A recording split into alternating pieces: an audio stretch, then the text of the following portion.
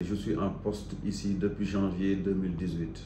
Mon parcours dans la réponse au VIH a débuté en 1994 à travers une formation que j'avais reçue sur le VIH grâce à une association que nous avons mise en place au niveau de la SICAP Liberté 4 qui s'appelait l'Amicale des jeunes de Liberté 4.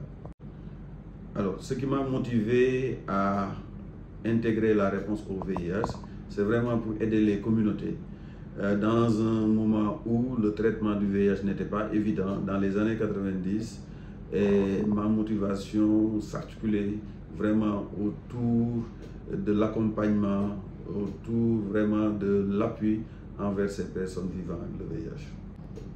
Les réussites marquantes que je peux évoquer actuellement, c'est vraiment le fait d'avoir participé à la mise en place de sites de prise en charge au niveau de la région de Kédougou. Parce que jusque-là, la région de Kédougou ne disposait que de 3 sites de prise en charge. Mais avec les activités du CNLS, on a pu mettre en place 2 autres sites au niveau de l'hôpital régional, mais aussi au niveau du centre de santé secondaire de Ndiomi. L'autre motivation, c'est le fait d'avoir parrainé une jeune fille de 9 ans qui ne voulait pas aller à l'école, qui ne prenait pas ses médicaments et qui avait une charge virale très élevée. Mais après le parrainage que j'ai fait, non seulement elle brille à l'école, mais aussi sa charge virale est devenue indétectable. Une autre réussite marquante aussi, c'est vraiment le témoignage des personnes vivant avec le VIH qui n'hésitent pas à nous dire que s'ils sont en vie jusqu'à présent, ils nous le doivent.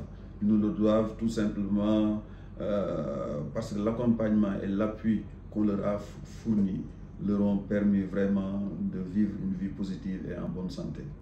C'est important que les communautés s'engagent dans la mesure où leur engagement va booster la multisectorialité, mais aussi va permettre un continuum de soins qui, par conséquent, va être une réalité pour le bien-être des personnes vivant avec le VIH. Le VIH n'est plus une fatalité. Grâce au progrès et grâce aux avancées de la médecine, on peut vivre une vie heureuse, on peut vivre une vie positive avec dignité et espoir. Dans le contexte où nous sommes, je pense qu'il est important qu'il faut qu'on se mette à l'idée qu'il ne faut pas limiter nos défis, mais il faut plutôt défier nos limites. Car seul, on va plus vite, mais ensemble, on va plus loin.